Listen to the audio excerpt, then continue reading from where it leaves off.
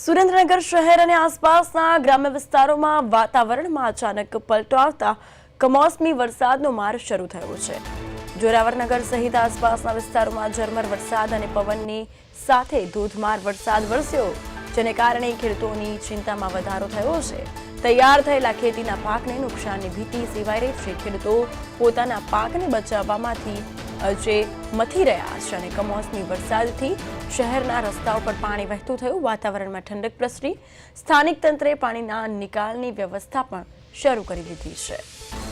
તો સુરેન્દ્રનગરમાં વાતાવરણમાં અચાનક પલટો જોવા મળ્યો છે। કમોસમી વરસાદથી શહેરના રસ્તાઓ પર પાણી વહેતું થયું અને ખેડૂતોની ચિંતામાં પણ વધારો થયો છે।